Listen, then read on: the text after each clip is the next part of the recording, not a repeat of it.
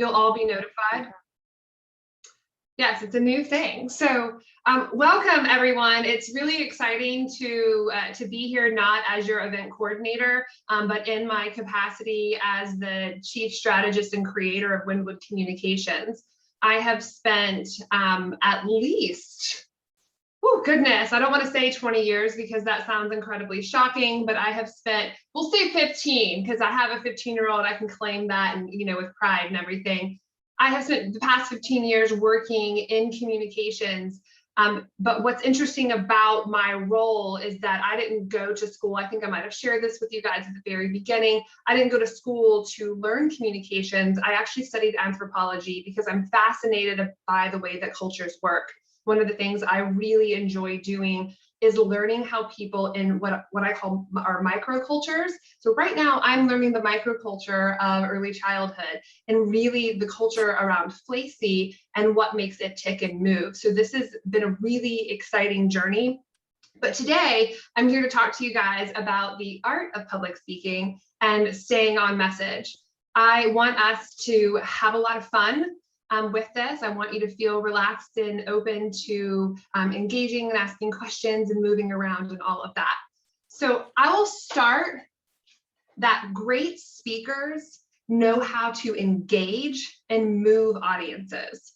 And I don't mean physically move, right? I mean emotionally move, get them to commit to change or doing something. If you pay attention to the best speeches and presentations, you'll discover this fact, that great speakers don't just speak, they perform. Right now, you might be thinking, I'm not a performer, I'm just a teacher, right?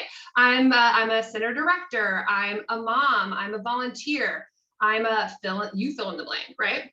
Here's the thing, you are all of those things and more.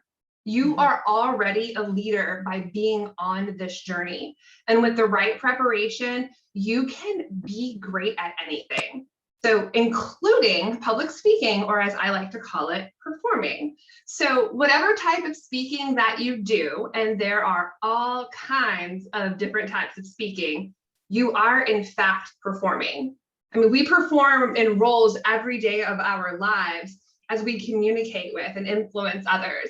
And public speaking is no exception. So as we venture into today's session, I want you to keep that in mind, that you already have the power within you to be great at this. And I'm just here to help you uncover what we already know exists in you.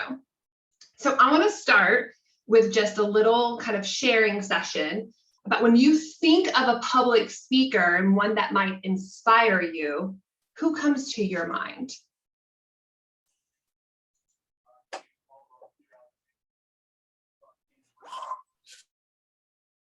I'm trying to unmute to answer and the puppy barks, but I don't know if anyone's watched that Rita Pearson video, Every Child Needs a Champion, but by far one of my favorite public speakers. Great contribution. You guys are feeling kind of quiet today? Come on now. Who inspires you? Did you see the chat, Holly? Oh, sorry. No, I had the screen on, so I have. Oh, okay. Like within this. Okay. Oh, look! Like within 1 minute, 4 of us all put almost the same answer. Isn't that awesome? I'm totally gonna make a reference to him in a little while. Thank you guys. So sorry. I have to look at this screen to see the chat instead of looking at the camera. So thank you so much, Katie, for telling me that. We've got President Obama, Oprah. Well, I'm gonna go with a president, but not President Obama. I'm gonna start with this guy. Anybody recognize him? Think about as for an orator. 7 years ago, our forefathers brought forth on this continent a new nation, conceived in liberty and dedicated to the proposition that all men are created equal. That Gettysburg Address, I don't know if you know this, was only 3 minutes long, and it is the cornerstone of American history. His speech rallied a nation and created the foundation for what we fight for today, right? For the things that President Obama stands for today. That speech, 3 minutes long. Now, he's not the only one that, hold on one second. There we go. He's not the only one that I'm inspired by. Have you ever recognized this guy? Oh, yes. Oh, Right? yes. He's probably one of the most quoted and well-known orators, speech makers in American history. His I Have a Dream speech, which is over 50 years old now, right? At the Lincoln Memorial. Do you see what I did there? I have a theme going on. Right? He called for racial equality. The civil rights leader, he honed his speaking skills at churches, public meetings, demonstrations. There was never a stage that Dr. Martin Luther King Jr. didn't see that he didn't command, right? He was powerful. That first statement, or the one that sticks with me, I have a dream that my 4 little children will one day live in a nation where they will not be judged by the color of their skin, but by the content of their character, is so simple. It's so clear, yet it's so powerful. Oftentimes as public speakers, we get intimidated by the content. We're intimidated by what we hope to achieve. But this man and his speeches continue to inspire me. And quick little fact, I'm super excited because this summer I'm going to both Memphis and Montgomery, and I'm super excited to see his starting place and his ending place. And having been to DC 2 summers ago to see where he delivered his most famous speech. But it's not just super famous people. Here's another one. Anyone recognize him? Mm-hmm. All right, you got this, Shaq O'Neal, right? This is Shaquille O'Neal. Now you're thinking he's a basketball player, he's a commercial maker, right? He's a sports star. Is he an orator? Is he a public speaker? Now I don't know if you guys heard when Shaquille O'Neal took the stage when Kobe Bryant passed away and he was speaking. And here he was, really good friends with this man who had passed away, delivering a eulogy, and he had to talk about him. Now, the part that stands out to me is not that he got really emotional, although that does stand out. The part that stood out to me was when he said, the day Kobe gained my respect, all the guys were complaining, saying, Shaq, Kobe's not passing the ball. And I said, I'll talk to him. So I went up to him, I said, Kobe, there's no I in team. You know what Kobe said? I know, but there's an M-E in that mother beep. Now, I share this story because he was given a eulogy, dropped an F-bomb, and told kind of a roasting story about his best friend. Why do I love that? Because sometimes there's different types of speakers, and sometimes the emotion is so raw in reading your audience that you have to add some levity. You have to tell the true stories. And Shaquille O'Neal was able to do that. And I found that inspiring. In this kind of dark moment for him, he reached in, and what was he able to find? A story that made everybody smile and laugh and kind of shake their heads and be like, yep, that's Kobe, right? Okay, now I can't have man after man after man when here we are, a group of women. I need to add one more to this mix. I thought about Oprah, I thought about Michelle, but I ended up going with Reese Witherspoon. And I'm gonna tell you why. She, a couple years ago, was invited to speak. Well, she's always been a little bit of a role model for me. She's an actress. When I was a little girl, I wanted to be an actress. We're around the same age. And in her debut movie, I'm trying to remember the name of what it was called, but she was like an extra character and just played like a little 14-year-old girl. And I've just been kind of following her career ever since. And she's one of those actresses that give back. And a couple of years ago, she was at the Texas Conference for Women. And she delivered a speech that reminded me that we as women have a place, that we are allowed to occupy space, and that we do not have to be small in a world that is dominated by men. But oftentimes when we do that, we are viewed upon as aggressive, right? Have you ever been said, oh, she's bossy? No, you're assertive, right? Her speech was about ambition, and this idea that ambition was a dirty word. And she said, we have to reframe the idea that ambitious women are selfish. They aren't out for themselves. They're out for their family, their community, their schools, businesses that help those areas, government. That's what ambition in women is. And I thought that was just a great moment for us to kind of recognize why you're all here. You have some sort of ambition to be better at your job, to be a leader, which you already are, to give back and to grow.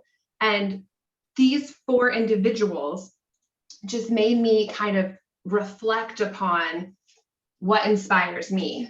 Now, why are all of these individuals so successful in their speaking abilities? They accept one key fact. It's all about the audience and your performance for them.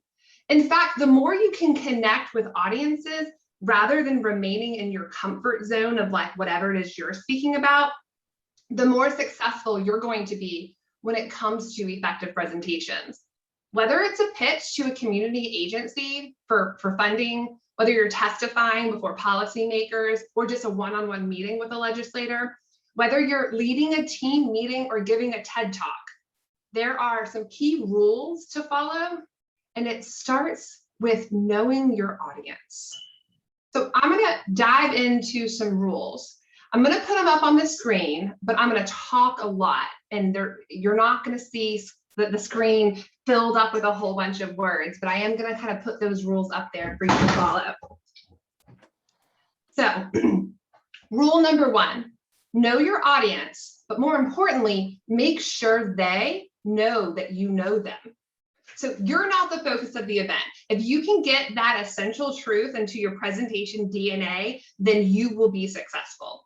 Ultimately, every good speaker cares more about the audience than they care about themselves. So this can be a tough prescription to fill if you have, say, speech anxiety or a little bit of an impediment, which I've been working on in my life to overcome. When you have anxiety and you think about, oh my goodness, I have to get up and speak, I remember the days where my kneecaps would start shaking and my mouth would go dry, and all I could hear when I spoke was like the sound, because I was so nervous. I had so much anxiety, right? I would get so wrapped up in the cocoon of self-consciousness. But the good news is that when you focus fully on your audience, it lifts this tremendous burden right from your shoulders in terms of worrying about your performance. You don't have to think about what you're doing when you're so focused on what the audience is doing, if they're engaged, if they're leaning in. So how do you do this? First and foremost, do your research before you walk into a room, right? You need to know who's on the other side of that call, in the seats in the audience, on the other side of the table, right? If it's a small group, learn their names. Say it while you're talking to them, right? I see you, Dominique, writing down notes. I've seen you do that every single meeting. I see Cammie almost always like focused right on, right? Talk to the people, know their names, call them out, and not in a bad way, of course. If it's a large group, you can engage with them in different ways. So you can start with them like questions. So imagine you're on a stage and there's an audience of 30 plus people. You can say, all right, how many of you are from South Florida? Raise your hand, right? How many of you work in early childhood? Raise your hand, right? And that's one way that you can start to get them to engage with you so that you know who you're talking to. You also want to make sure that you're weaving questions into your presentation, not necessarily that you're going to pause and have folks in the audience answer, but you want them to be thinking about what it is that you're saying, how they might engage with you, how whatever it is that you're asking for, which we'll get to in a moment, how is that relevant to them? You want to be watching and seeing, looking for head nods, looking, like I said, for that leaning in, that they're engaged with you. So if that's not appropriate, though, to weave in the opportunity for questions, you need to ultimately understand why they are sitting in the audience, and you need to make your content relevant for them. Too often people will just go into a room and start talking and have not even considered who is the audience for them. Rule number 2, it is all about relationships. So if the audience is the center of your universe and you're already focused in on that right task of establishing and maintaining a relationship with them, then your speech's content can never live on its own. So what I mean is this: how many times have you been in a session and there is tons of content on the screen and they say something like, now I'm not going to read everything off the slide, but I want you to have it so that then when I give you a copy of this, then you have all the right information. How many times have you heard that? I see a couple of head nods, some hands, right? Well, then what's the point of the person being there? Mm-hmm. Let me ask you that, right? So if the person could just get your PowerPoint deck, oh, and heaven forbid, and I'm gonna crack on some doctors real quick, because if you have ever been to a grand round and like listen to doctors, first of all, they have like 7-point font type on their screen, and they literally are reading it on the screen behind them, or on Zoom, they're just reading it right off their page. If you can get the gist of all the content simply by reading a PowerPoint, what is the point of you speaking, right? There's no relationship there. You want to build a relationship. And I'm not just talking about the relationship between you and the audience, because that is definitely important, but I'm also talking about the relationship between you and the content that you're delivering, between the audience and the content that you're delivering. So in the first, right, like between you and the audience, this is normal. You are engaging and you're like you're bringing them in, you're activating the listener. And the second, the relationship between you and the content, it's your job to interpret your content for those listeners. And in that third relationship between the audience and the content, they are relating to your content because you've pointed out why it matters to them. You have to pay attention to all three of those relationships so that you are relevant for why you're holding the microphone, standing on the stage, or making that pitch. Rule number 3, communicate your purpose, not your topic. All right, so a lot of speakers, when they're first starting out, they will confuse their topic and their purpose, right? So I'll say, hey, what's the purpose of your presentation? And I might get a response like, well, I'm going to talk about yada, yada, yada. No. That's your topic. What is your purpose? If you start with what my purpose is, then it should become clear why you're going to be commanding that stage or microphone or desktop or Zoom presentation, right? The information is what you're there to talk about, sure, but it's definitely not what you're there to accomplish. So what do you want your audience to do when you stop talking? What do you want them to feel? Do you want them to take up arms, right? Like, is that the speech? I'm thinking of a William Wallace moment, right? Freedom and fight for Scotland. And sorry, that's my heritage. So I'm gonna talk a little bit about Scotland. Is that what you want? Do you want someone to vote? Do you want someone to peacefully protest? Do you want them to cry? Do you want them to laugh? Audiences want to be better for the experience of listening to you. That's why they show up. That's why all of you are here. You want to get better at doing something. So it's my job as the speaker to engage you and give you content that will inspire you and hopefully help you onto your next journey, right? So be clear on your purpose, and that will help you gather exactly the right information to accomplish how you want your audience to feel. All right, rule number 4, don't neglect your body. Now, most experts agree something between 70 to 93% of all communication is what? Nonverbal.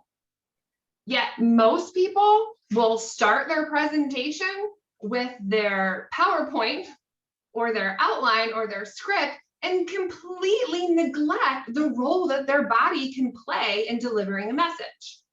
Now, did you notice that today I am standing? I'm not sitting like I normally am. That's because your body is a powerful communication tool. You're not a brain in a bell jar communicating telepathically. You need to give physical expression to your message. So stand rather than sit if you have the choice. Come from out behind a lectern if that's possible. It's okay to have super expressive faces. It's okay to talk with your hands as long as it's not super distractive. You can emphasize your points and engage with your audience more effectively when you consider the impact of your body.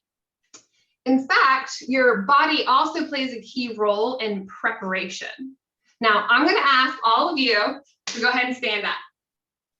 Right now, I know wherever you're at, in between bites, that's totally fine. I see you, Katie. It's totally cool. We're on lunch. I want everyone to kind of stand up. Now, I am going to treat you a little bit like preschoolers for a moment, but I'm hoping that this will feel natural for you, okay? I want you to kind of get your wiggles out, right? I know it looks silly. We're all in here together. Stretch it out, you know, maybe you get some like knee things. Get your wiggles out. Before you ever go on stage, this is a really important thing to do, is just to kind of get your wiggles out. Now I want you to roll your shoulders, right? I want us to take a deep breath in for 4. 1, 2, 3, 4. And then exhale, I want you to sigh it out, like, ah. Sigh it out. So we're gonna inhale for 4. 1, 2, 3, 4. And then I want you to just sigh it out. Roll those shoulders one more time. Now, I'm gonna have you, this is what I was saying earlier, too often we as women are overlooked as powerful orators because we have been taught for centuries to be small, to blend in, to serve others. But we can and should step up and be tall. So I want you to elongate your spine. I want you to lift your chin. I want you to put one foot slightly in front of the other. And if you need to put if you feel powerful, want to put your hands on your hips, go ahead and do so, right? This is called a power pose. And if you practice a power pose before you go onto a stage or into a meeting, and you elongate that spine and you hold that power, you are commanding the space that you have rightfully earned and that you have every right to occupy. And if you practice that at home, when you're practicing your speech or when you're just getting ready to go into a meeting, owning that space, feeling confident in that space. When you get on that stage or behind that lectern and holding that microphone, you will come across as confident, and that is part of your performance. Thank you for standing up. You can sit down if you'd like, or feel free to keep standing as we go on. Number 5, diversify your vocal delivery. So it's not just about your body that matters, it's also your voice. Did you know that your voice is the most flexible speaking tool that you own, apart from your brain, of course? It's capable of a wide range of coloration and effects, from astonishment and incredulity to mockery and seduction, right? To diversify your vocal delivery means escaping the single tone and allowing for voice inflection, different speeds, different volumes, and capitalizing on what I believe that President Barack Obama made famous, the elongated pause. Am I right? You guys put Obama, several of you put Obama. How many times did he do that? Sometimes he would be asking a question, and other times he would be in the middle of something and he would pause. And then he would repeat whatever like nugget of knowledge that he was just about to take his microphone and drop for you, right? He used his vocal inflection and his delivery so dynamically that's why not all of you, but many of you immediately said, who inspires me as a speaker? Barack Obama. Absolutely. He was powerful and one of the most celebrated politicians in terms of speech making in our modern age. Now, if this seems challenging to you, the key to preparation of your content is that like you have to know your content. You have to practice your content. We're going to go over that in just a little bit, but I want you to keep that in mind as we go, that if this idea intimidates you, I'm going to give you some techniques so it won't be so scary, if you will. So if the audience is the center of your universe and you've committed to maintaining that engaging relationship with them, then your vocal dynamics and your body movement will quite simply just make you a more exciting speaker. So, rule number 6, showcase your skills at Q&A. So question and answer time is often called the forgotten avenue of audience persuasion. So anyone, within reason, can give a reasonable presentation if they prepare and practice enough, right? So you can do all the things, but what happens when at the end of your pitch for funding or your small presentation or your team lead meeting, that the questions start to come back, that the challenges or the pushbacks begin? The speaker who can handle Q&A with style and knowledge and without getting lost and without going on some crazy tangent, right? That's the person who embodies presentation leadership. So there's a great technique that I'm going to share with you guys that my friend and colleague taught me. He is a statewide, he's a lobbyist, campaign manager from Clear Communications, and it's called LAPS, LAPSS, right? So LAPSS. When someone asks you a question, the first thing that you need to do is listen, right? Listen to the question. Lean into the question, the person that's asking it. Don't take that time to drink your water and turn sideways. No, right? Look at the person who's asking the question. If you are on stage and there's a big audience, find whoever the person is, look at them, try to make eye contact. If you're in a small group right across the table, lean into them. You want them to know that you are listening. The A is to acknowledge the questioner. Don't immediately answer, right? And don't cut anybody off either. They're asking a question, you see where they're going, and you're like, oh, and you like jump in and you want to immediately answer. No, hold your tongue. And before you say anything, acknowledge them. Thank you. That's a great question. I'm so glad that you brought that up, right? Thank you for bringing up this very important issue. Now, when you're acknowledging the questioner, you have the opportunity to one, show them respect that you did in fact listen to them. 2, giving yourself a little bit of time to formulate your answer, right? It's really important that you acknowledge that you heard their question. You don't necessarily have to repeat it back unless, of course, they're in the front row and all the people in the background couldn't hear it. You can, of course, then repeat it. That's perfectly fine. But ultimately, you start with, that's a great question. I want to thank you for asking that. Here's what the P stands for. Pivot. Pivot with a positive statement. Now, the fact is, there might be pushback or the question that they asked you is completely off topic, right? So you don't want to ignore the question per se, but you also don't want to talk about something that you don't know about. So say you're pitching or asking people for investing in your school for maybe you're going to have an event and you're looking for a sponsor for a particular community event. Maybe you are pitching yourself for a consultant gig. And one of the questions comes back and goes, oh, thank you for that really important question. I'm so glad that you brought that up.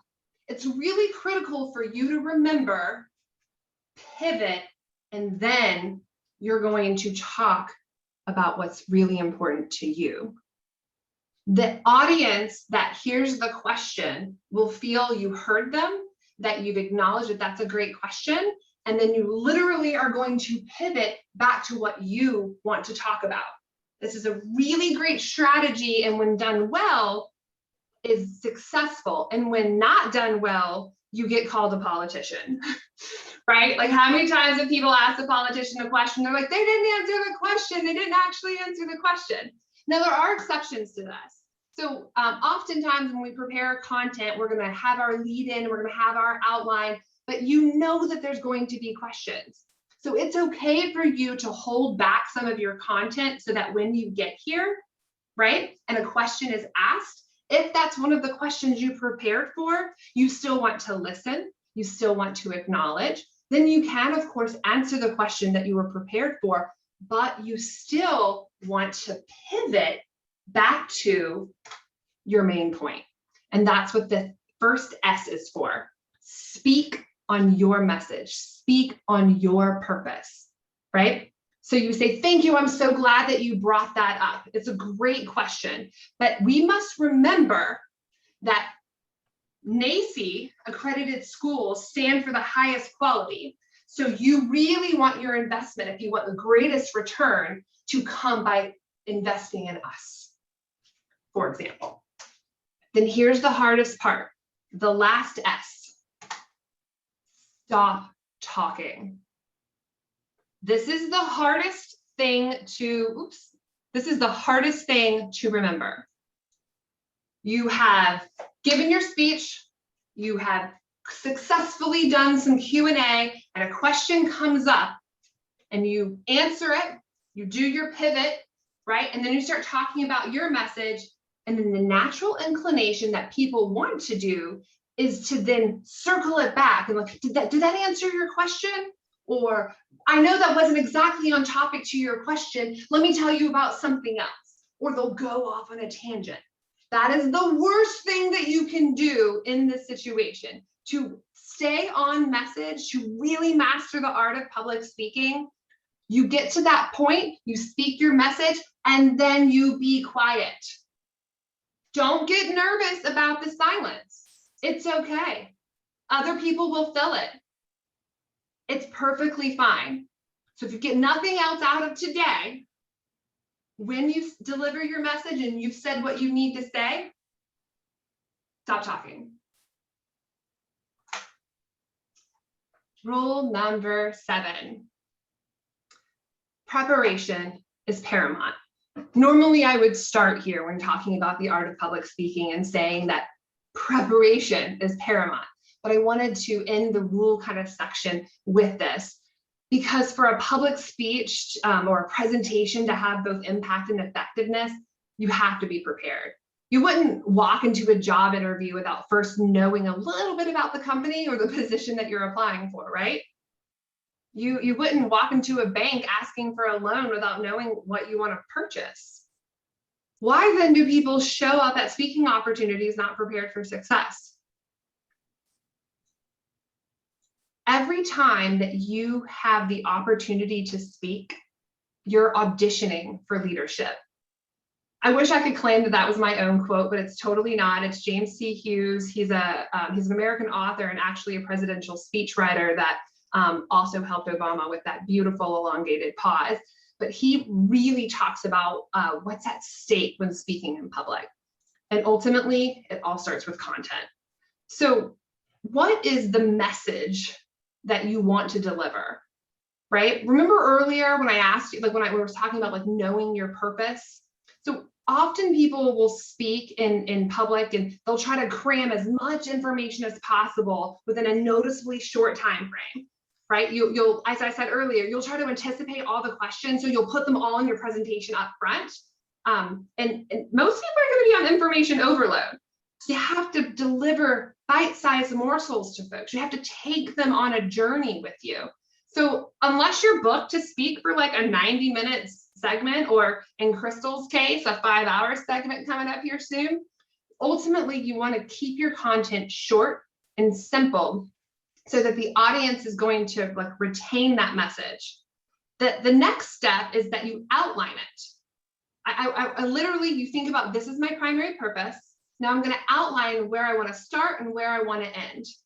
And then I'm going to recommend that you write it down. I personally like to type it so that if you decide to move things around later, it's easier. But keep this in mind, when I say write it down, I'm not talking about bullets. I'm not talking about like turning in a paper for school either. Write like you speak, right? It's okay to have hanging ellipses, and it's okay to not have full complete sentences. If you write down how you would speak, it's going to help get it into that next layer of your memory so that you can be more effective, that when you're delivering your content or a Q&A comes in, you're going to be able to pivot very effectively and get right back on message. And then the most important thing, practice. Read your script that you write down, read your speech, read it out loud, time yourself, and then read it out loud again. Stand in front of a mirror and read it out loud again. Get your camera on your phone, hit record, read it out loud again. Ask a friend to listen to you and give you feedback. And I think you're getting the idea here, read it out loud again. Practicing your presentation really is the secret sauce. And it gives you time to not only familiarize yourself with the content, but then you can think strategically about what to do with the other rules. Body movements, voice dynamics, really focusing in on your audience. It's very, very key. Practice, practice, practice. Okay. So before we go into a little practice session, I want to add one more tool to your tool belt. And that is the rules that I just shared. If you follow all of those, you're not going to turn into the next Martin Luther King, right? Like the truth is you may never, I may never, Shaquille O'Neal may never be like MLK, right? And that's because there are definitely different types of speaker, and we call them speaker personalities, and we need all of them. So I like to kind of describe speaker personalities in the same way that we might describe genres of music or of movies. Could you imagine, right, if you only ever get to see movies, like you only ever get to see action movies ever again, like just action movies, and that everybody in the world, we all have to watch action movies. Now, if you're super into action movies like my kids are, and hey, I will take the Bourne Supremacy any day of the week, right? That's cool. That's cool. But what if you're into rom-coms or you're into drama? What if you're into horror flicks? God rest your soul, man. Whew, not my thing. I don't know what I would do if all that was ever left was like suspense horror movies. Like I literally would never sleep again. It would not happen. I could not do it. Same thing like from a presenter. Can you imagine going to a conference and all of the speakers presented the same way? No matter what conference you went to, that would be incredibly boring. So in the same way that there are different genres of movies, there are different genres of speakers. I'm going to introduce you to 6 different types of personalities, speaker personalities, and I want you to think about which ones you most relate to, like which one just kind of feels comfortable to you. But I also want you to think about which ones you're attracted to, that you'd like to try. I want you to kind of keep these questions in mind, that maybe there's appropriate situations for one and inappropriate situations for others. All right? Okay. We are going to start with the first one, the sage, also known as the hero of information. So their key strength is informing. These individuals can struggle a little bit to offer an emotional connection because they're there really to provide information. They are typically seen at a lecture hall, right? Maybe a business meeting. I joke around sometimes and say that Steve Jobs can sometimes come across this way in certain settings, and in other settings, he can totally be inspiring. But oftentimes before, he was very informative about how something works. I'm a big Jack Shonkoff fan. I don't know if you guys know who he is. He's a doctor out of Harvard from Neurons to Neighborhoods, and he talks about the developing brain. I'm a nerd for him. I would listen to him any day of the week. This is this guy.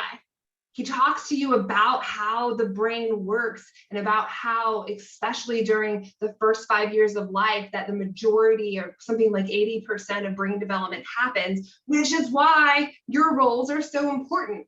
But he doesn't get super excited when he talks about it. Like, it's very informative. I eat it up like candy, but he certainly is a different type of orator than Martin Luther King Jr., right? He doesn't leave me feeling crazy inspired that like I can go and change the world. But he does make me feel like I am definitely not the dumbest person in the room anymore. I have acquired some knowledge and I am happy about it. Can you guys think of other folks that kind of come across this way? The stage? College professors. Ooh, yeah, college professors. Good answer. And when we get to the end of these 6, I'm going to ask all of you which ones that you're kind of feeling it for. And there's nothing wrong with this. Trust me, when I start breaking down the Facebook algorithm for elected officials, I definitely come across this way. Or if I start talking about open meetings law, that's one of the things that I do is train people on how social media works and what they should do and should not do, especially elected officials. It's one of the things I've really, really enjoyed. Definitely, you know, when you start talking about the law, it's a little bit, I don't want to say it's dry, because I'm not quite sure that I'm a sage, but I certainly try to be that way sometimes when it's appropriate. Okay, I try to be this one. Type 2, the jester. This is Shaquille O'Neal. This is the hero of laughter, right? This is the guy who wants to poke fun at a serious subject. This is the best man speech, that type of thing, right? They make the audience smile, they tell stories, they bring humor to a subject, right? They get away with pushing some of those boundaries because of their delivery. I mean, again, Shaquille O'Neal's example of that Kobe Bryant story is pretty shocking for some people. But of course, some jesters are using humor as a hiding place. They're wanting the audience to like them rather than trying to get an important or touching message across. So you have to be careful that when you do start to use humor to illustrate something, that you're not skirting over it or that you're not reading your audience appropriately. Like I said, I tend to infuse this into some of my presentations that I have done in the past. I'm a big fan of memes, as you saw earlier with the zip it and the listening. I have definitely been known to drop an animated GIF into a presentation to try to get a well-timed chuckle, just, levitate everything.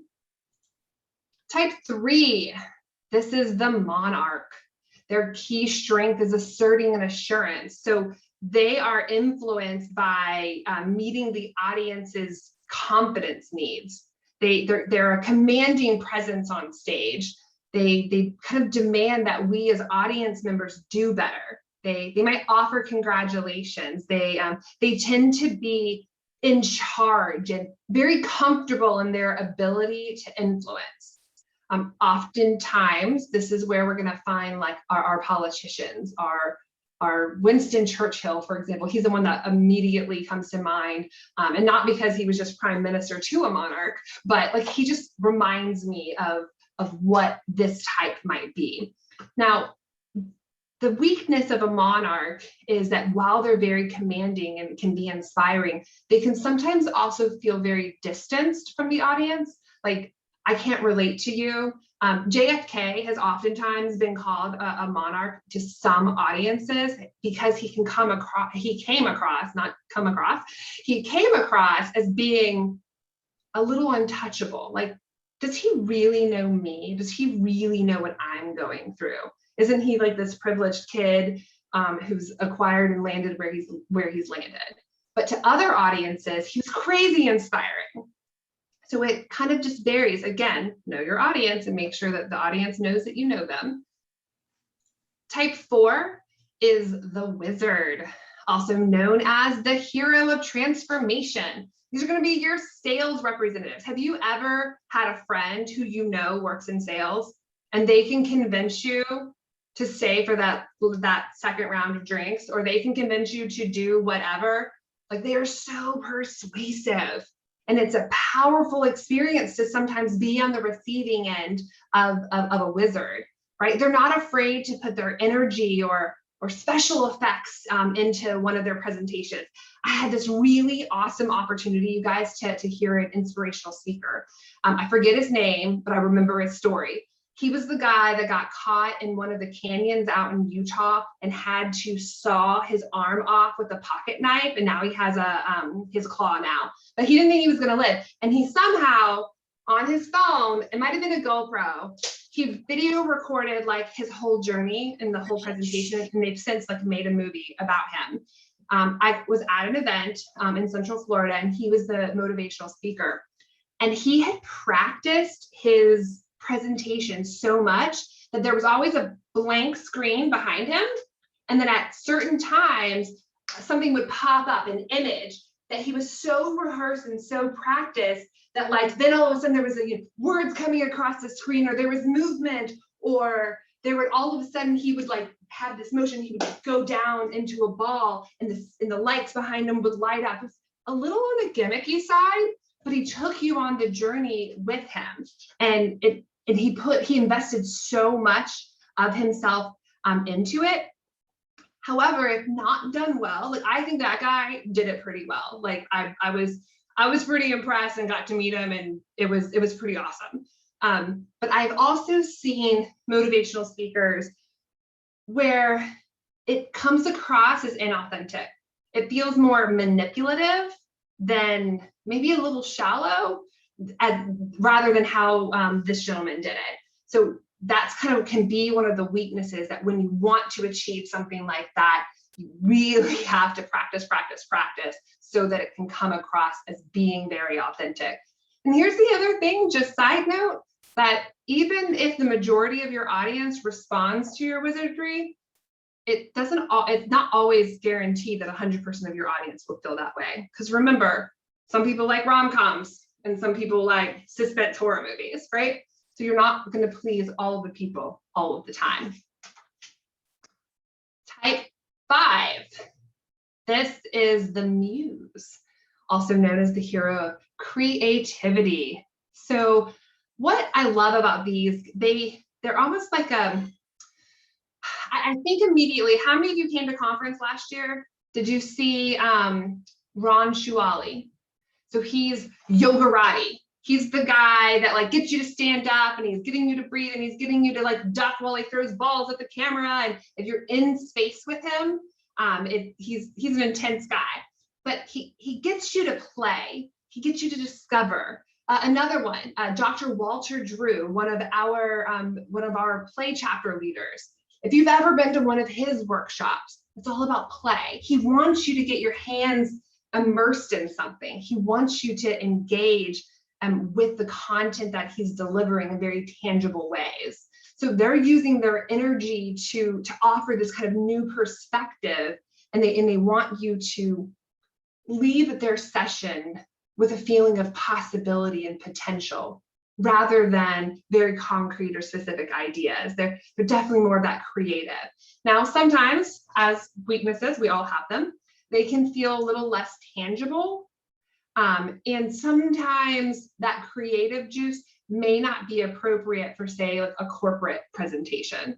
I have a feeling that when you guys are with Crystal during some of your sessions, that there are going to be some creative opportunities, and that in the setting that you're in, you're going to have some hands-on opportunities, talking, sharing, and you'll discover in going through these that those types of workshops and presentations aren't always appropriate for, say, a 60-minute segment.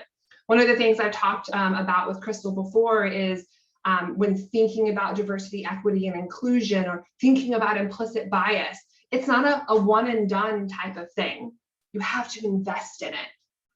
You'll leave that session thinking about questions. Like you might have more questions leaving than you did when you came in, and that's okay.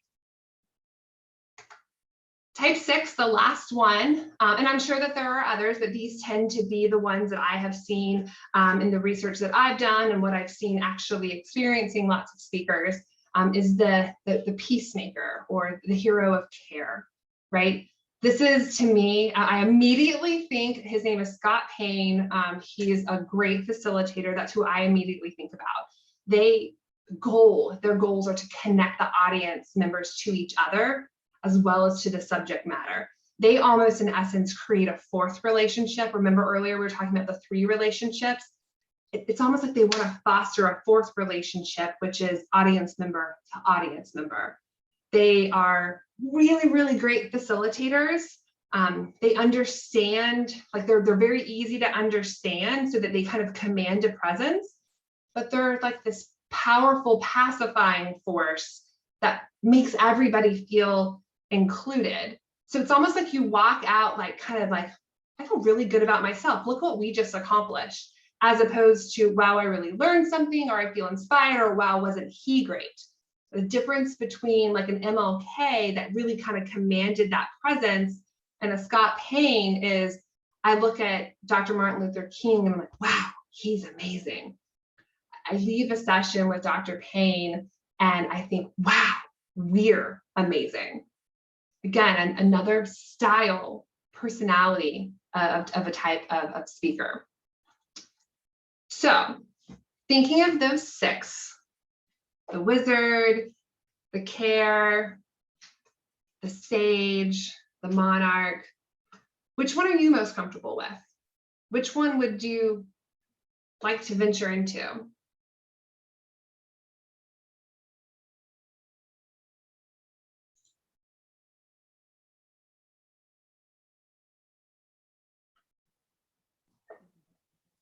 I like you, Holly. I like to be more of the jester. I think I'm like half sage, half jester, depending on the subject. Something, I mean, when I talk about something that I love, it's usually with a lot of passion, but I do like to, you know, interject with humor, and I like to put in some memes and stuff in there too, but that's just really my personality. So, you know, usually I think I'm around people more like that, like even the people that I hire are very similar. So like moving forward, going through like, you know, maybe more professional conference, you know, I might have to not be so much like that, but I don't want to be so uppity that I'm disconnected either. So. All right, so I hear you saying maybe conference presentation, you're gonna kind of accelerate your sage a little bit more and maybe only have pops of jester pop out. Probably best. Is there one that you'd like to try to stretch yourself towards?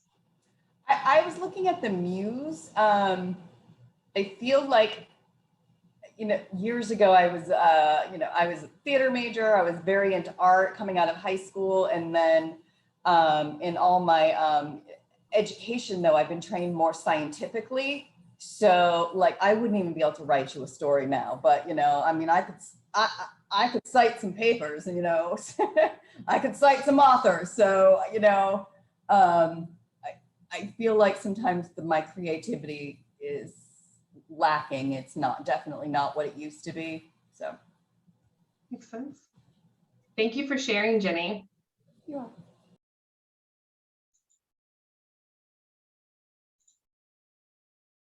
Others? What do you find yourself? Sage, jester, monarch, wizard, muse, peacemaker? Holly, I go back to your earlier statement of knowing who your audience is first, and then the purpose. I think that when those two are clear for me, I am able then to use some different styles of getting that message across. So it may not just be one style, it may be some gesturing in there. It may be being a sage at some point, but knowing the audience and the purpose drives me to the kind of presentation I do. That's excellent. Is there one, Sharon, that you feel that you're like, you mentioned sage and jester kind of in talking through that. Is there one that you feel that you don't do often and you'd like to have the opportunity to do more?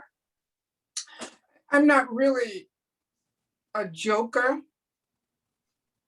I don't care for slapstick comedy. So that limits my likeness for that kind of interchange. And I'm not so sure if I would ever grow any more to accommodate that. So I would cross them off the list as opposed to, you know, saying which ones. But again, going back to the audience, the purpose, and, you know, deciding what will be the best delivery style. Makes sense, indeed.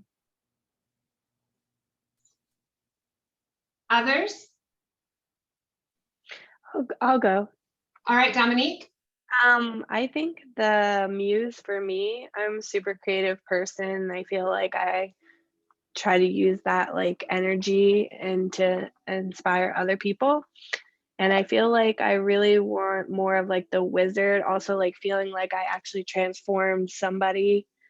I think giving that powerful experience, like you said, and just like people walking out feeling inspired, I would like to do that.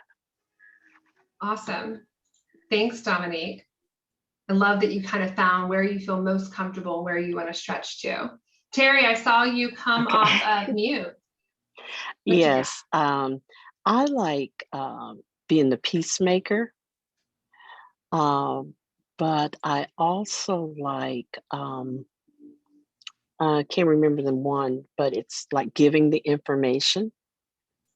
the Yes, I like to give the information, but in the end, I want to bring you around to a peaceful, I can achieve kind of, we can do this together Oh, I love kind it. of outcome. Yeah. Is there one that you find that you don't necessarily gravitate towards, but you'd love to explore that opportunity? Being the jester. You as well. Okay, cool. Yeah, I I would. like it. Mhm. Thank you so much for sharing, Terry. Mhm. All right, Miss Deborah. Okay, I think I really started out as sage with the jester, because I do like to poke fun at a lot of things. I do like to make people laugh, but I also like to incorporate, like in the ends, I like to get a little peacemaker in there to make teachers really feel empowered and connecting to empathy, about our children, our families, so they have something to leave with why we do what we do. What I really would like, I'd really like the wizard, that I really want to transform people, into wonderful teachers and I think that would be really being key strength of persuading people that child care is such an effective, motivating job that we have. Awesome. See, I like that. I like that. I like that wizard. Yes. It's a good one. It's a hard one. People who are really good in sales, they tend to have these natural personalities that kind of lend to that ability. Others want to share? I will. All right, Miss Judy. I'm gonna be I'm a combination. I'm more away from being the sage on the stage, as you would they call it in the research world. More moving into more facilitative, where you're actually building those relationships with your audience and with yourself. Making those people connections is important, especially in our field. And I do have creativity, within me. I'm very creative, but again, look at the wizardry as being a part of that creativity. And I'm a peacemaker. I don't like conflicts. I'd rather bring it to a peaceful close and let people go away feeling that they've learned something, that they're going to take something away from it and make their either their lives better or their job in the field better, or just a general, happy feeling when they're gone and making more connections as they leave. Absolutely. Thank you for that contribution. There's a couple of you that have not shared yet, and I want to give you the opportunity. I can share. All right, Miss Katie. I think I'm drawn to the idea of the muse because I like empowering people to try something new in a creative way, or perhaps drawing something out of them that they didn't know they had. I would like to think I had some of the wizard and that I could persuade people to try something new or do something new, but I think I'm more of a kind of like almost like a cheerleader speaker. Like, you can do this, I'm going to help you do it, here are your tools. So I think that's where I am. Love it. I love it indeed. We need to create a new one. I know, I'm type 7, the cheerleader. Yeah, might be part peacemaker / muse, I think. Right, 5.5. Yeah. Thank you. Cami, do you want to share? I think you're the last one, but you can totally pass as well. That's very. I'll share. All I right. feel like because of work, like just being an adult, I feel like I am the sage because that's my role at work. Like, I'm considered the content literacy expert at work. So that's what I do, is deliver literacy trainings on various literacy concepts in my work. So I feel like because of work, that's what I've been gravitating to. But as I've thought more about it, and like in my personal life, I'm more of a muse and jester. And I think I want to explore, and the only reason I want to explore because I don't know, it just unnerves me, the wizard. But every time I see like sales, it makes me think of like a shady salesman. So because I had such a visceral reaction to it, I think I want to push myself to explore the wizard type of speaker because it makes me uncomfortable and I want to become more comfortable with it. I absolutely love that. Absolutely. I'm going to put Crystal, you're not on camera, so I don't know if you had to step away, but I find it here. Oh, you're here. So I would say all of the above, because I'm all of the above. Yep. Forgive me, those of you who don't like humor. I'm sorry, I will try my best to rein it in. But definitely all of the above. I can't remember, I think it was, I can't remember who said it, forgive me. But depending on the audience and depending on the place that we are in that particular session, I might be starting off with the muse and pulling in some creativity to ground us to the space and to get us to connect to each other. And then I might end it with a call to action, and then the wizard surfaces. So I think all of it surfaces, and you'll probably see all of it because we're together for 5 hours, y'all. You're gonna see all of me. So yeah, all of the above. I love that you said that, Crystal, and like it's almost like I planted it with you because that's what I was thinking, having seen you in a 3-hour session and having seen you in subsequent 1-hour sessions or 20-minute sessions and having had that opportunity. That's the beauty of being a powerful speaker, is that you can literally, I'm going to call myself a wizard or call yourself a wizard, you can transform throughout the course of an entire presentation. The reason why I wanted to show the different presentation styles is that naturally we gravitate towards one versus the other. Interesting that not a single one of you chose the monarch, which tends to be that politician or like that really inspiring speech. But none of you gravitated towards that, and I find that really interesting. And so I would like to challenge each of you that in expressing your own space and finding that comfort, that to not be put off about the idea that you could command a stage or a presentation or do whatever it might be, whether it's 3 minutes like the Gettysburg Address, or a 5-hour session like Crystal is going to be facilitating. You have that power within you to do each of those presentation styles, if you will. So we are coming up to our last 20 minutes, and we are going to spend a little bit of time talking about how to create something that I call the sandwich speech.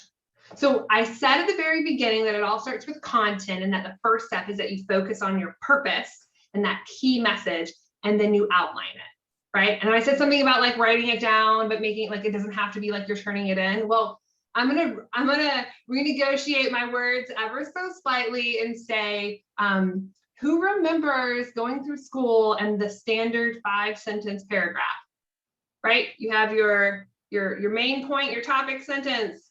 You've got, and you do that on line 1 and line 5, and that's sandwiched between your supporting sentences, just like I'm showing you on the screen. There's a method to this, and if you can kind of take this concept and apply it to pretty much anything that you're doing, right? For whatever reason, the rule of 3 is incredibly powerful. And I mean, if you think about like when we list things out, where we love, honor, and cherish, yesterday, today, tomorrow, of the people, by the people, for the people. For whatever reason, I think that 3 conveys this satisfying sense of balance and power. Like 2's not enough for me to believe you, and 4 is just being long-winded. So for a sandwich speech, and I'm going to challenge you guys to kind of practice this. You want to think about something, and for the sake of right now, I want you to think about something that's easy. Your favorite food, for example, right? So thinking of sandwich speech, I think of favorite food. Your goal is to somehow convey a purpose. So for example purposes, I'm going to think about my favorite food, which happens to be ice cream. And my goal is to convince you to love ice cream as much as me, right? That's going to be my goal. So you want to start with your basic proposition, your main point. Ice cream is the world's most perfect food, right? Now you're going to add your 3 supporting sentences. It comes in 400 flavors to suit everybody's taste. It has more vitamins and nutrients than any other major food groups. And it's really easy to carry. You never have to be without it, especially on a hot summer's day, right? And then you end with your main point again. For all of these reasons, ice cream is the world's most perfect food. And I hope that you'll go out and buy me some today. It doesn't have to be big and long and complicated when you think of public speaking. It's really easy to put together a formula that has that outline, and you can deliver a speech literally in 30 seconds. So we are going to do a 30-second sandwich speech on something. So the idea is to keep your key message short and sweet, to provide 3 supporting points that are nicely balanced, and the whole thing needs to sound credible, even though it's not, because you know ice cream melts, but I'm hoping that all of you will go buy me some ice cream a little bit later. I'm just so you know, I like pistachio, just so we're clear. And if for any of you in Pinellas County, there's a really great place called the Amish Creamery. The best. Okay, so I'm going to give you some independent time. You are going to have 10 minutes, right? And then we're all going to come back and give our 30-second sandwich speech. In fact, I'm gonna take it down. You get 8 minutes. Okay. I'm going to pop you into your own rooms. So let me stop sharing here for a minute. Maybe if it lets me.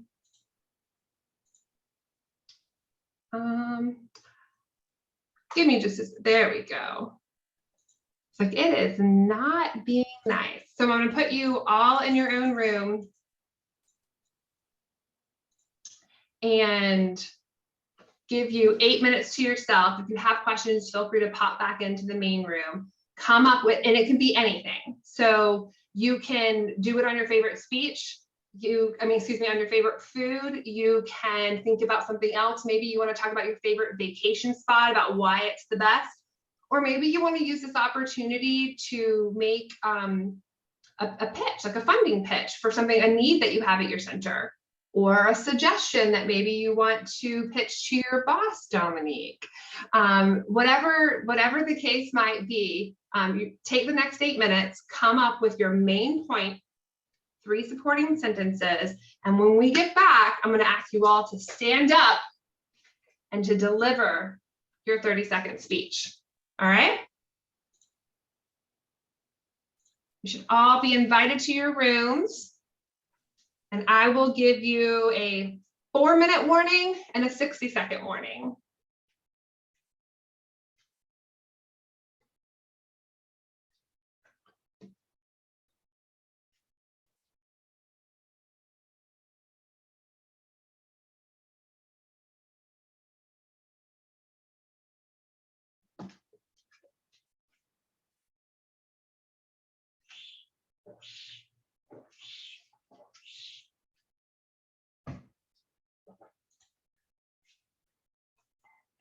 Oh, it's still recording. I'm like, I was popping back in to say, hey.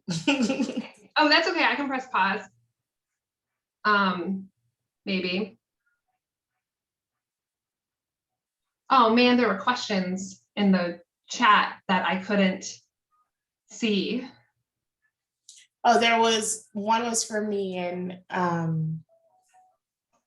can't see the chat whenever.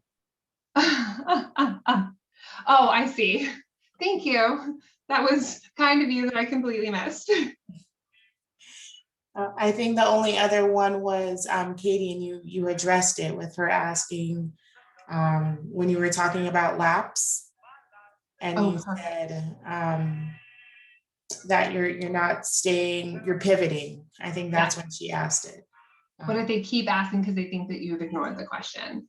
Yeah. Whew. Okay, so there's a way for me to stop sharing. There we go. And now I can pause.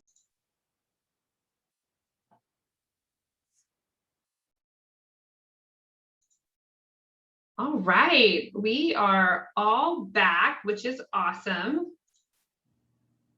Great. So, as you recall, I said that when I'm sharing my screen, I was not able to see the chat.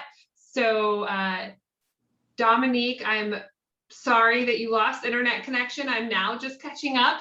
So feel free if you have other questions at the end. We'll catch up with all of those. Appreciate it, definitely. And I see some of the other questions that you kind of went through. Katie, if I missed one of the questions, I'm sorry. I'll circle back around with you to answer any of those. Okay, so time for some sandwich speeches. Quick 30 seconds. I mean, obviously, if we had more time, I'd be practicing with you. You'll recall one of our very first sessions with Shwanda. You had to do kind of like your leadership pitch where you talked a little bit about yourself. And even that format was very similar to this. So I want you to harness all of your inner wizards, right? Think of some persuasive chatting. And who's going to be the brave soul oh, yes, Cammie. Loving it, loving it, loving it. All right, Cammie. I'm nervous. Okay, to give you all some context. Really quick. When you come on, I want you to attempt to stand up. And if that's weird on your camera, you don't have to. You can totally stay seated. But at least make that spine long. Roll those shoulders back. And think about some of the things that we talked about. And you can come on and you can say, hi, I'm Cammie. And then just launch right into it. Remember, purpose. Don't say, I chose to talk about yada, yada, yada. I want you, and so Cammie, that's why I'm just gonna give you the little feedback. I want you to just, you can introduce yourself, but don't tell me your topic. You go straight to that purpose, all right?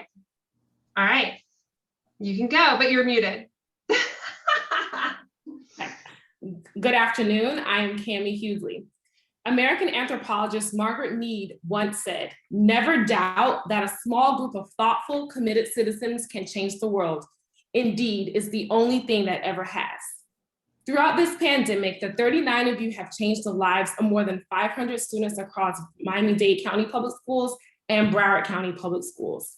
You have increased student engagement using texts that reflect your students' cultures, collaborated with one another to enhance math lessons, and continuously showed up for students, whether 3 were online or 15 were online. By being creative in the midst of a pandemic and adapting to change, you have demonstrated to your students and all of us on staff that commitment, creativity, and perseverance can positively impact the lives of students. Thank you for your service, and I hope the skills you have developed while serving students propel you to achieve your heart's desires.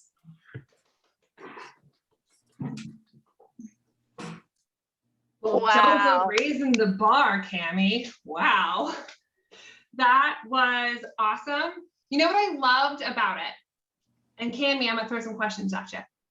So what I loved about it is your ability, you introduced yourself and then you added a line at the very end, which was thanking them. I thought that was a crucial piece in doing some type of presentation, is that right back the very first rule about knowing your audience and wanting to engage and acknowledge them. She went ahead and just threw that in there, and that's huge. So Cammie, who was your target audience in that particular presentation? So my target audience is the 39. This was great practice, by the way, because yesterday the senior program manager at work told all of staff that we are going to each give a speech to the 39 AmeriCorps members whose last day serving in classrooms is this Friday. So this was a great opportunity this is for me to practice this. So very timely. Thank you for this, Holly. So it was the 39 AmeriCorps members who are offboarding this Friday. Awesome. Thank you for sharing that, Cammie. All right, who's my second brave soul?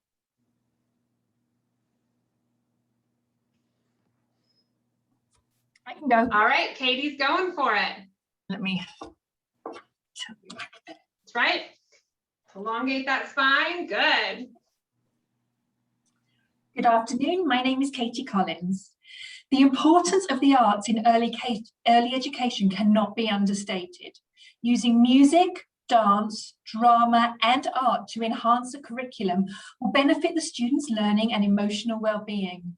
So much of the world of the arts can be accessed and enjoyed non-verbally, making it the perfect learning vehicle for preschoolers. While arts activities will develop a child's language skills, these language skills are often not even necessary for the child to immerse themselves fully in the project.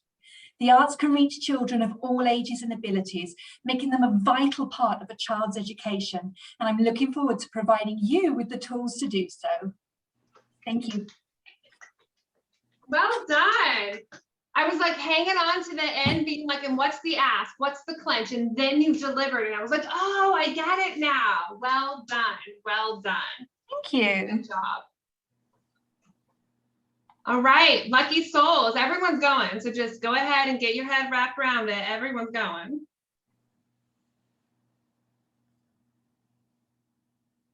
You guys are amazing. Mine is ridiculously random, and I'm gonna laugh so hard. I love ridiculously random. I did my favorite ice cream. It's cool. No, mine's worse, but it's okay.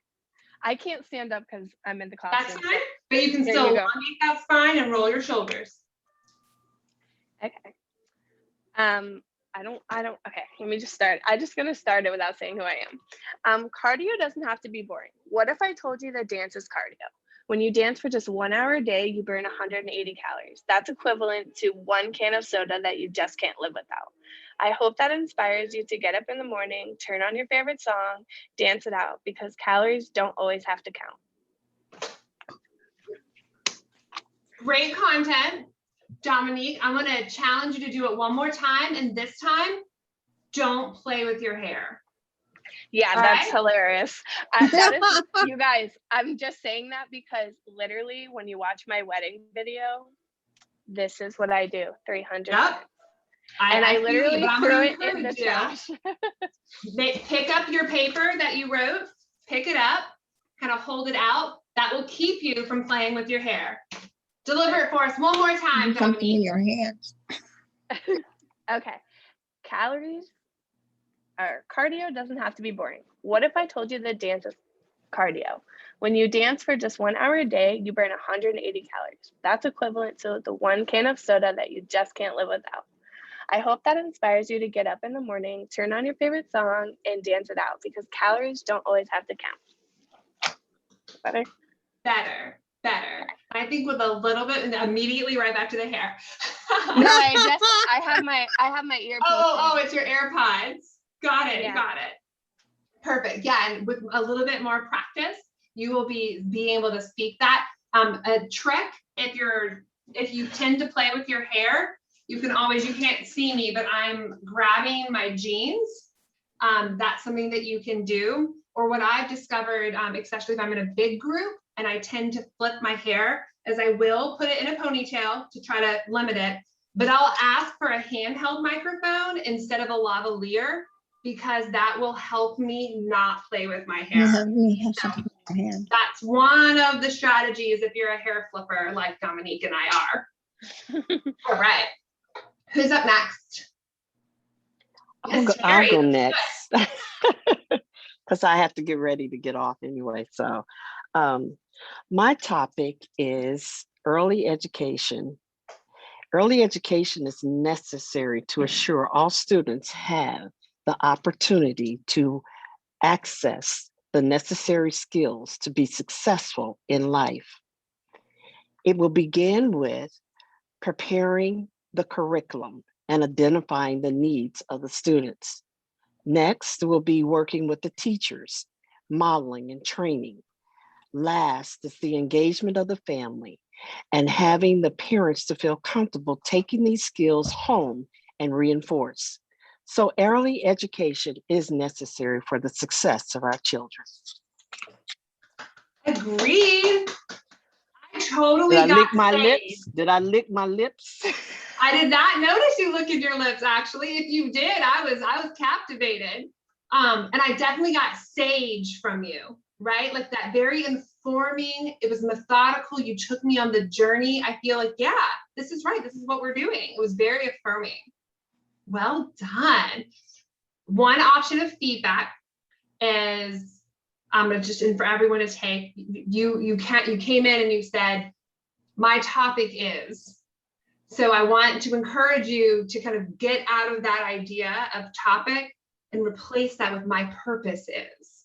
And if you're going to say it, it's to say like and you don't have to say it out loud, but think my purpose, not my topic. Other than that, it was fantastic. All right, who's going next? All right, Miss Jenny, and then Miss Sharon, you're on deck. Mine's more on the side of yours, Holly. That's okay.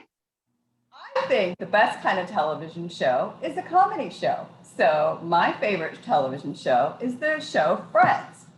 Now, it's funny, it's clever, it's witty, and I can see myself in all 6 of the characters.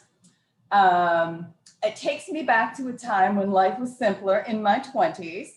And when I watch it, I can just zone out and I don't have to think about anything. So it makes life it really helps with stress. So I think Friends is the best show because it's heartwarming, it makes me laugh, it's nostalgic, and obviously a lot of people think so since they just did a reunion on Thursday.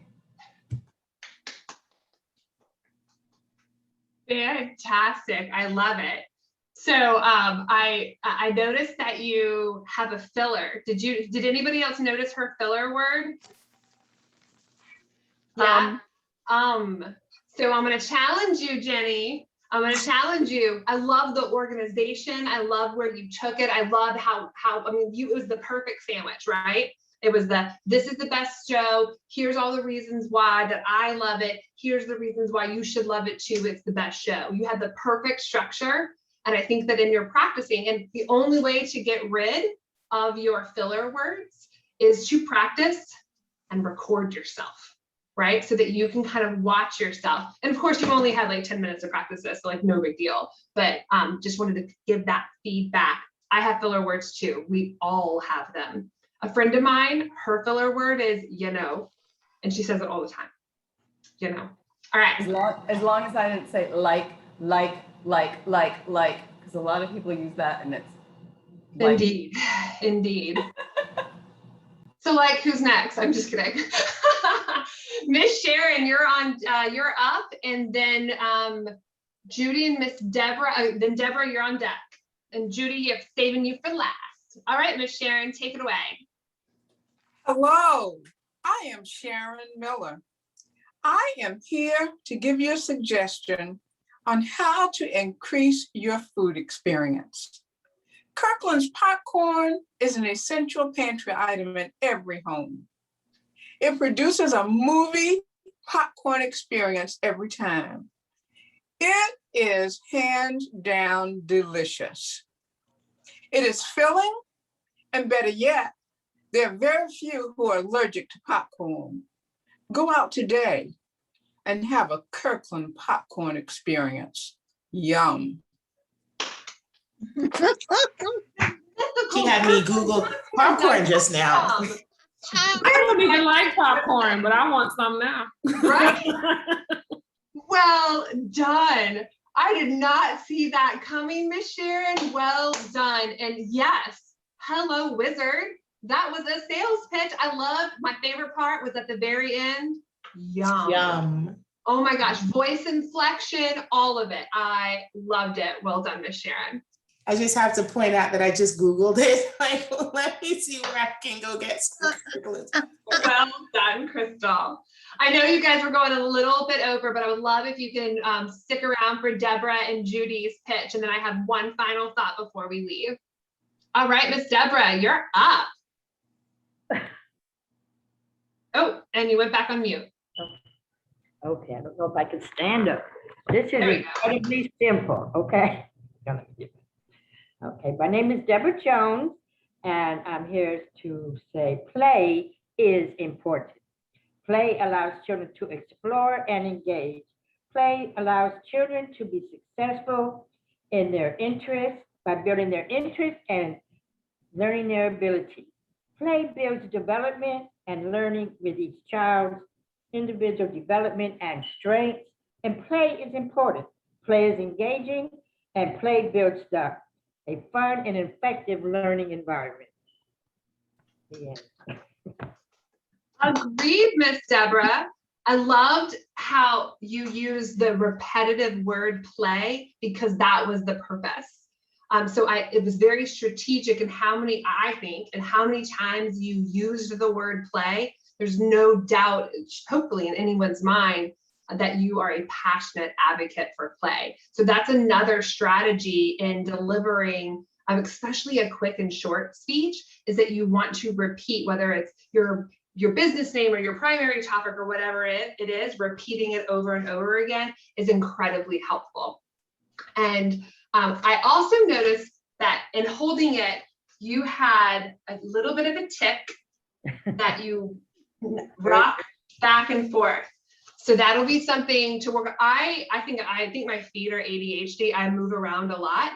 So depending upon the circumstance, that might prove to be a distraction. So it's just one of the things that you want to watch. Perfect. All right. And Miss Judy, are you ready? Give me a few seconds. My fax machine is going off, the one that we don't use in the house. Nobody knows this number. That's funny. My name is Judy Barnes LaRue, and I'm a firm believer in the development of motivation for young children to be successful at reading. And to be successful at reading, it is helpful for the young children to have encouragement and motivation from the people connections around them, from their parents, from their relatives around them. And this is coming from a personal experience of my own, where we had a tradition that on Christmas morning, my parents needed time to rest, so they would always put things on our beds to keep us occupied. And I was presented a book called Stop That Ball. And I'm 61 years old, and I still remember that book from the age of 3. And I was so, my family motivated me so much with that book, that's how I became motivated to read more. Because they read it to me so much, I was able to learn to read it myself by the age of 5. I was reading that book by myself. And that book traveled with me throughout my early childhood teaching years until one of my moves, I lost that book. But I will never lose the meaning behind the book and how it encouraged me to want to learn to read more, so I can pass that on to my future generation of connections with people and young children. And I think they need that adult encouragement to be successful in reading. So find that book. I love at the very end, Judy's like, so buy that book. Hook. So while Judy didn't stick with the sandwich speech, she did do a really cool thing. She incorporated a story. into her presentation. She made it personal, she made it authentic. And I think that that's a lesson that we absolutely all can learn from. While we sometimes aren't given the opportunity to have the time to share a full story like that, when we do, we should take advantage of it, especially as it relates to the story. And a little bit of gesturing in there at the very end, Judy, with that. So Brian, I do have a sense of humor, but I'm not the clown, you know. I'm just I love that. So I want to thank everyone for being here, for sharing, for going on the journey. I am going to stick around if anybody has some questions, but ultimately, I want you to know this, that anyone can improve your public speaking by following the steps that we talked about here. Prepare your ideas, have that eye toward bringing value to your listeners. Practice delivering it out loud. Like Hammy said, she's getting ready to do this presentation. This was good practice for her. Make sure you stand up as much as, you know, and elongate that spine. Do whatever it is that you need to do so that you can command the space and practice, practice, practice.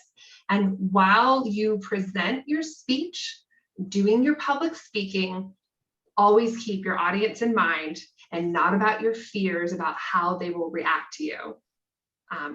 I really love the quote that you see on your screen. It's actually by Alison Shapira, who's an opera singer, another woman that's kind of inspired me, but I think she sums it up best. When you know what to say and how to say it, people will listen. They will lean in and listen. So thank you all again for being here today. I appreciate you. And we will be back next Friday, the 11th, with Crystal.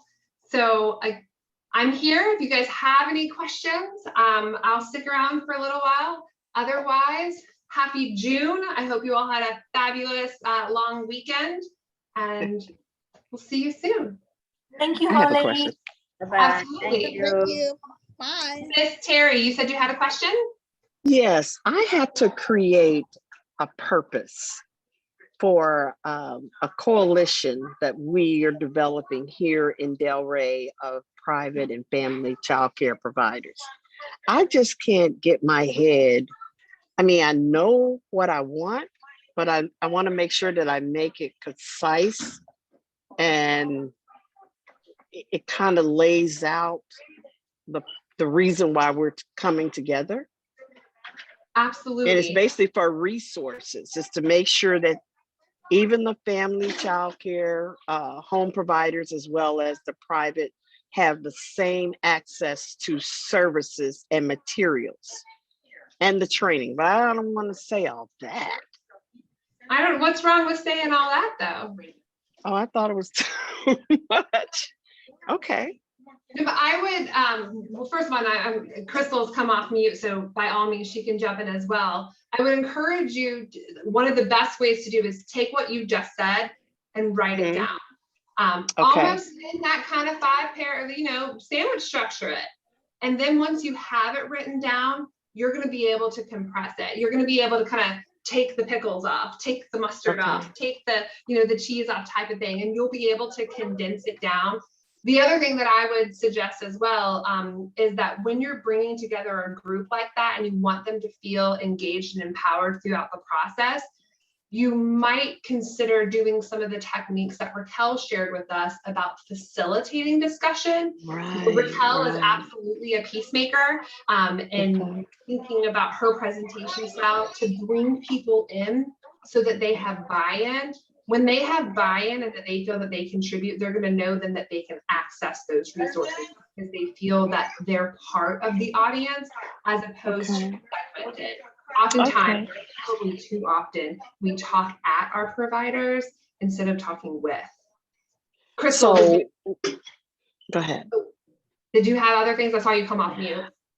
Oh, I was gonna ask, what's the end goal?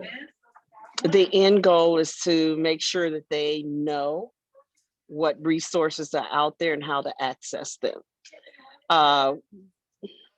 Our private and family childcare providers are usually the last to know what's available, you know, and how to go to the Early Childhood Coalition and apply and get the right resources. No, not today. Today is only Wednesday, okay? You got 2 more days. Sorry. You're fine. I wish it was those Friday. days down. Like, So, and the East Delray Coalition is a group of providers that are mostly African American. So they are kind of like in-house, kind of nurture themselves, kind of, they have a curriculum that they should be using, but they're really not using it. They're going back to old school, and they're not really meeting the criteria for class. So we want to try to bring them together, and I'm glad Holly said that, because I was like, I ought to call them and ask them, well, what do you think the purpose is, before we have the meeting on Wednesday, just to ask each one to get a little input. But that might, I got a child calling my name. oh. So go ahead and give me some input. I'm listening. No, I always like whenever doing any visioning that I start with the end in mind. That's why I asked you, what's your goal? So I would encourage you to do the same for all your providers, and it kind of, wherever you see those intersections, pull those key pieces out, and that's your shared mission. But you said just now that your goal is to ensure that everyone has an awareness of the resources. So that sounds like your mission. That Yep. sounds like your purpose. It's creating an awareness of resources that are needed to create high quality childcare centers for all of our students. Yeah. Sounds like you have it. Mm-hmm. Bye. Say bye-bye. Bye. They're not going to let me do anything. What are you doing, Miss Robinson? When are we going to read our books, Miss Robinson? So I got to go.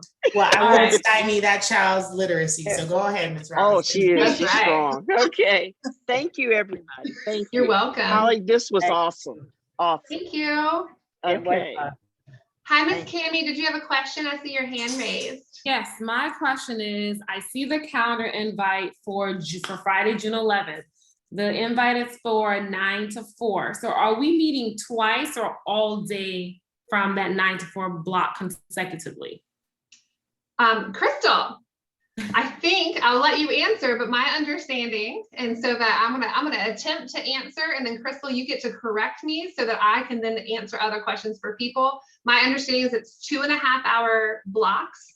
So you'll start from 9 and go to 11:30, and then you'll start back up at 1:30 and go to 4. So there will be a 2-hour break so that you can eat lunch, stretch your legs, and do whatever you need to do. Did I get it right, Crystal? That was my, thank you, because I had it in my calendar that way, but I'm like, okay, I also see that Holly sent this from 9 to 4. Got it. Thank you. That's a great question. Thank you. That was all I have. Awesome. All right, Miss Deborah or Miss Nope, Dominique or Miss Judy, did you guys have questions? Nope. Okay, I was just listening. Yeah, we're just absolutely. You hanging are on more and than welcome support. to do so. Mine was Okay, the same well, question. Hey, Mine was- that's why we're here. Yep. All right, well, Thank I'm gonna you. hit, thank you guys for being here. Really appreciate it. And I will see you soon. All right. Thank